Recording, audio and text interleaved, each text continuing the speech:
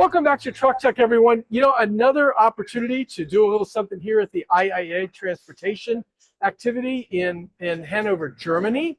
I am with Joe Ladra, who is with Cellcentric, and Cellcentric is a subject we have talked about and written about a fair amount of time at Truck Tech. Been watching you really since it was formed, I think in 2021, if I'm not mistaken. 2020, right. 2020, all the way back. All right.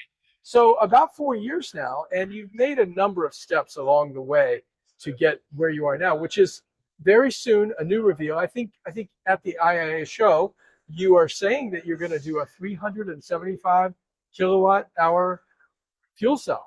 Correct. That's basically our next generation. And first and foremost, great to have you back, Alan. I very appreciate your interest. Indeed, here at IAA Transportation, we're sharing a few more insights in what will be our next generation of fuel cell system, which is indicated by that box that is here behind us. Nothing to see yet. Nothing to see yet, but quite a few more infos out there to whet the appetite on what we have in store. Right. I mean, we've come a long way in growing product maturity of our current generation, the 150 kW system that we now see on the road in the trucks of Daimler Truck and the Volvo Group.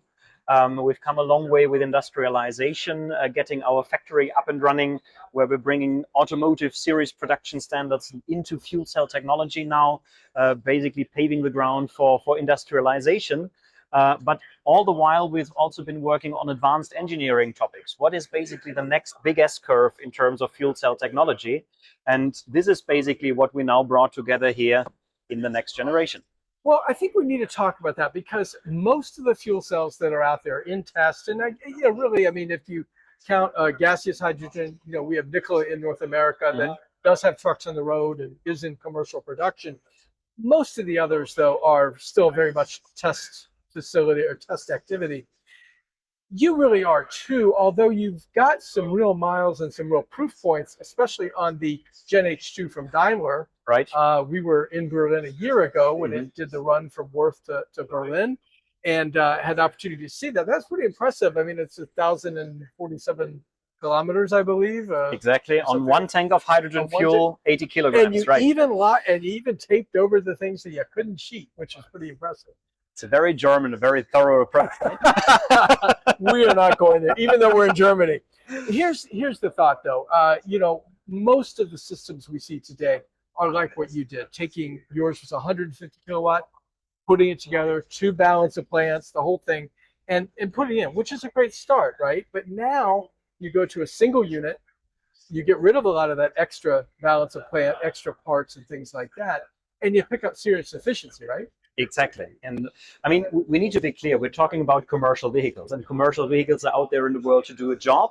They need to comply with a mission, and they need to do so at the minimum cost because they need to earn money in the end. Right. So for us, it's not just about getting a truck up and running with a fuel cell. For us, it's about getting a truck up and running with a fuel cell pretty darn good, fully reliable, with minimum fuel consumption, with minimum cost for the operator.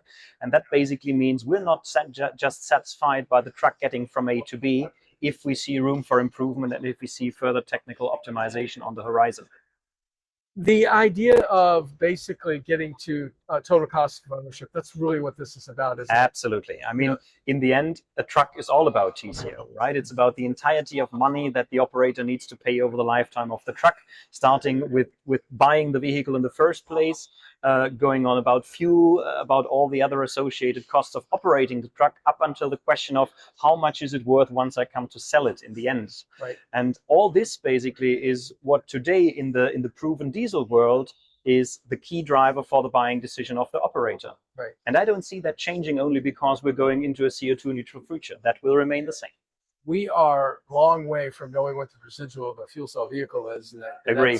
That makes perfect sense. We're also probably several years away from commercializing this, simply because I think you've made it pretty clear there's no infrastructure to really support this.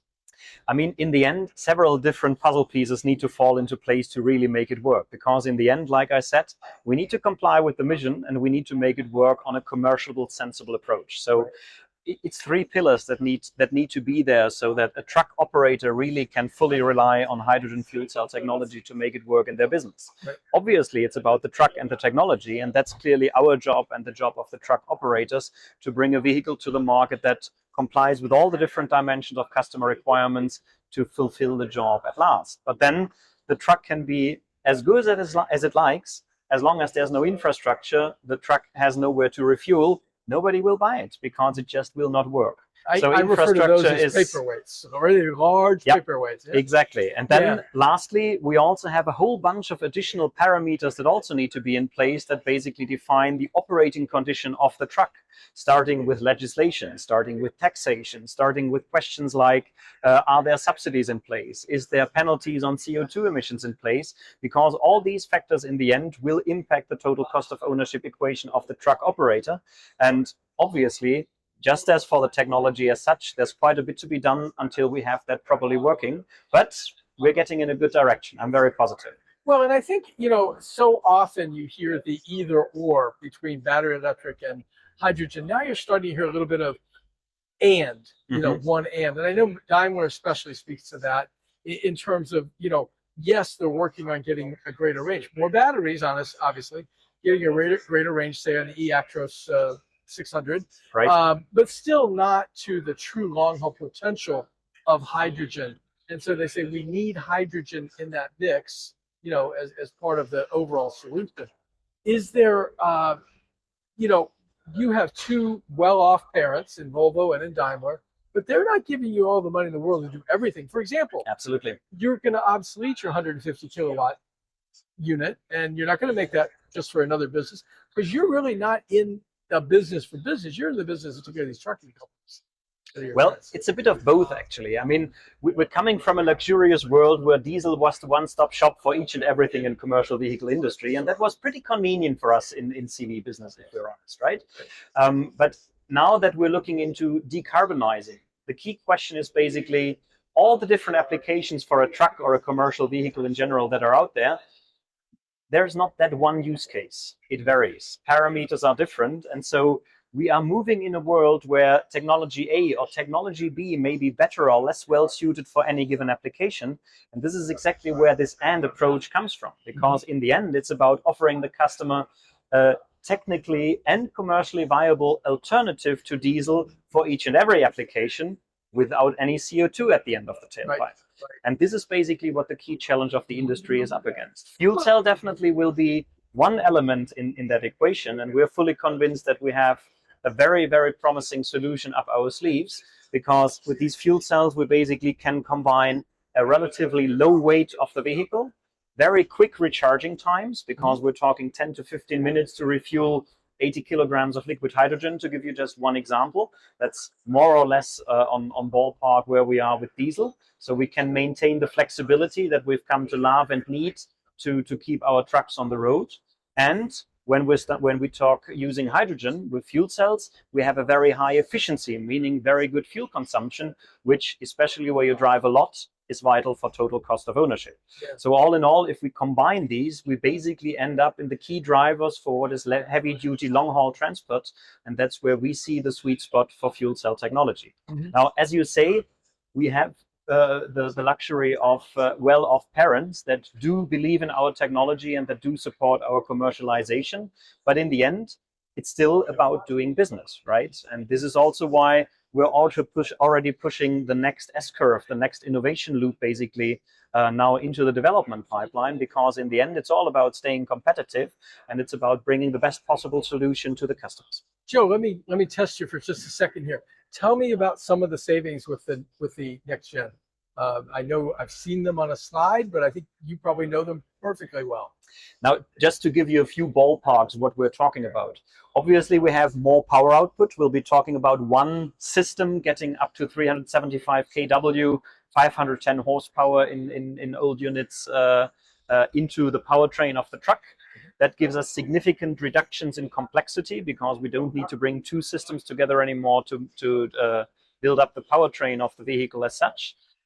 We have 20% improvement in efficiency, aka fuel consumption, and that's quite a lot. If we look into how much the fuel consumption share in the TCO pie of a long-haul vehicle is, if we're honest. We have a significant reduction of about 40% in terms of waste heat, meaning that the entire cooling system of the truck will be significantly less complex, less costly, and Less also heavy. need less heavy and needing less space.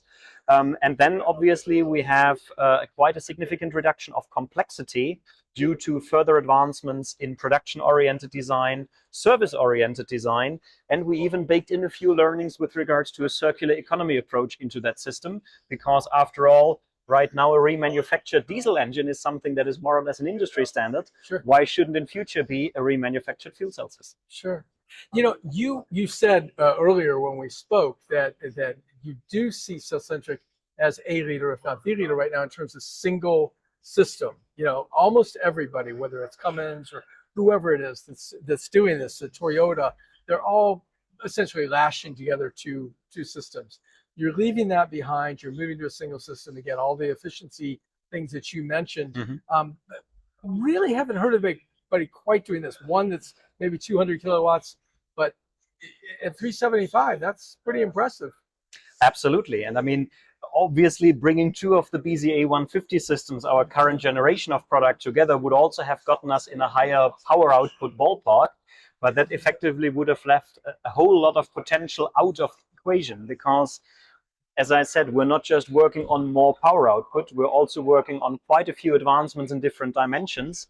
And these go back to learnings and advancements we've made in our advanced engineering activities that went on in parallel to the development of the BZA 150 system, and that have now matured to a stage where we feel confident we can bring them into a series product, which will be next generation.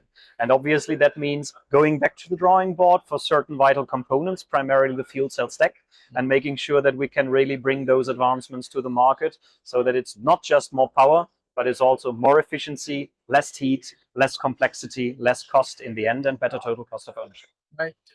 You know, Joe really helped us understand the business case around some of the things going on. But if you must be able to manufacture fuel cells in the same efficient way that diesel engines are manufactured today, we're going to take a look. There's an awful lot more to getting a fuel cell truck on the road than just the fuel cell itself. Daimler Truck at Wörth, Germany has built a prototype of a fueling station for hydrogen. This is what we're looking at here. And this station, well, we don't know how much it costs, was quite involved. This is all test materials at this point, but they are using it to actually fill trucks. There's the version of the truck that made 1,047 kilometers in Germany last year on a single fill up. And now they have 5 trucks that are out to testing with other companies. And this station is where they can do that filling.